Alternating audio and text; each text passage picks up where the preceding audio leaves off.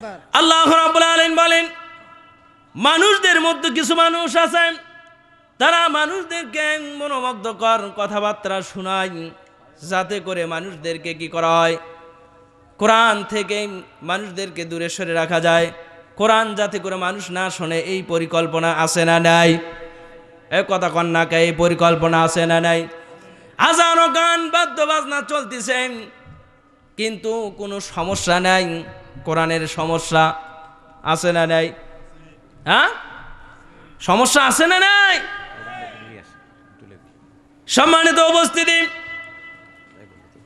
আলেম ওলামারা কোরআনের কথা বললেই সমস্যা। শুধুমাত্র আজ এই যুগে নয়, রসুলের যুগেও এটা ছিল।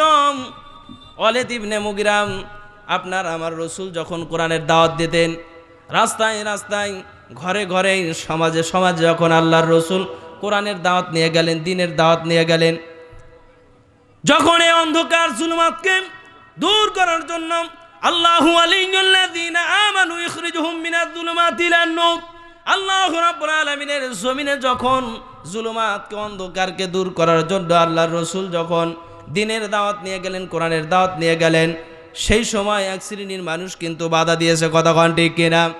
আজও এই শ্রেণীর মানুষ আছে না নাই? কম না বেশি? কোরআন ঠেকানোর মানুষ কম না বেশি? আল্লাহ রাব্বুল আলামিন বলেন, ইউরিদুনা লিউতফিউ নূরাল্লাহি বিআফওয়াহিহিম আল্লাহু মুতিম্মু নূরিহি ওয়ালাউ কারিহাল কাফিরুন।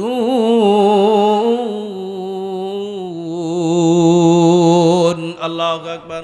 আল্লাহ রাব্বুল আলামিন ডাক দিয়ে বললেন, ও দুনিয়ার মানুষ, তোমরা আমার আলোকে, আমার নূরকে, আমার কোরআনকে নিজের মুখের ফুৎকার দিয়ে নিভে দিতে চাও, তোমরা আমার কোরআনকে স্তব্ধ করতে চাও, তোমাদের জীবন শেষ হয়ে যাবে, জীবন সংকীর্ণ হয়ে যাবে, শেষ হয়ে যাবে, তারপরেও এই জমিন থেকে কোরআনকে উৎখাত করা যাবে না। কতক্ষণ ঠিক কিনা? আল্লাহ রসুল বিশ্বনবী জনাবে মুহাম্মদুর রাসূলুল্লাহ সাল্লাল্লাহু আলাইহি সাল্লাম যখন মানুষদের কাছে কোরআনের দাওয়াত দিলেন, ওয়ালিদ ইবনে মুগিরা চিন্তা করলো, আব্দুল্লাহর পুত্র মুহাম্মদ সর্বদা এই কোরআনের দাওয়াত দেয়, মানুষদেরকে ভালো কথা বলে, ভালো উপদেশ দেয়, আব্দুল্লাহর পুত্র মুহাম্মদকে ঠেকাতে হবে। কতক্ষণ ঠিক কিনা? আব্দুল্লাহর পুত্র মুহাম্মদকে ঠেকাতে হবে। আব্দুল্লাহর পুত্র মুহাম্মদ যদি আর সামনে দিক যায়, তাহলে আমাদের নেতৃত্ব, আমাদের কথাবার্তা সব কিছু বন্ধ হয়ে যাবে, লিডারই আর চলবে না, মানুষগুলি আমার কথা শুনবে না, আমাদের কথা শুনবে না। তাহলে কি করতে হবে? আব্দুল্লাহর পুত্র মুহাম্মদকে ঠেকে দিতে হবে, থেমে দিতে হবে, স্তব্ধ করে দিতে হবে, তাহলে আমাদের কথাগুলি শুনবেন।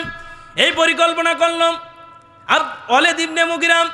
আল্লাহ রাব্বুল আলামিন ওয়ালিদ ইবনে মুগিরাকে বললেন, ওয়ালিদ ইবনে মুগিরা, বেশি বাড়াবাড়ি কিন্তু ভালো নয়, কারণ যে গাছটা যত বেশি বাড়ে তত ভাঙ্গে। কতক্ষণ ঠিক কিনা?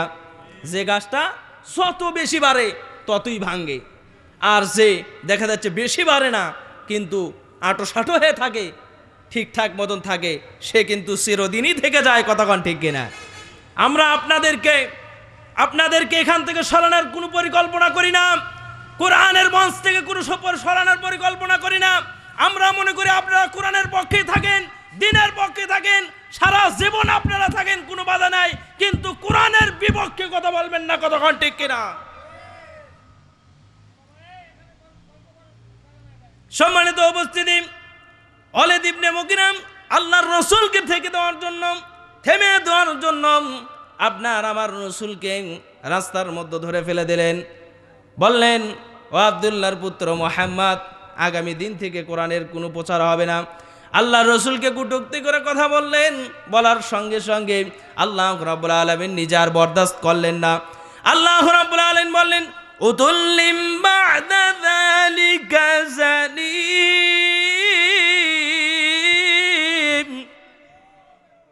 আল্লাহ রাব্বুল আলামিন সঙ্গে সঙ্গে ওহী নাজিল করে দিয়ে বললেন, ওয়ালিদ ইবনে মুগিরা, চিন্তার কারণ নাই, তুমি আমার রসুলকে অপমান করছো। কিছুদিন আগে সোশ্যাল মিডিয়ায় ভাইরাল হয়ে গেল, বাংলার জমিনের প্রত্যেকটি মসজিদের ইমামদেরকে গালি দেওয়া হয়েছে। জায়েদ খান গালি দিয়েছে। কতক্ষণ ঠিক কিনা? যারা কোরআনের পক্ষে কথা বলেন, দিনের পক্ষে কথা বলে, তাদের বিরুদ্ধে যারা কথা বলে তারা কি ইসলামের মধ্যে কি? এরা হলো জারদ সন্তান। কথা বলছে কে?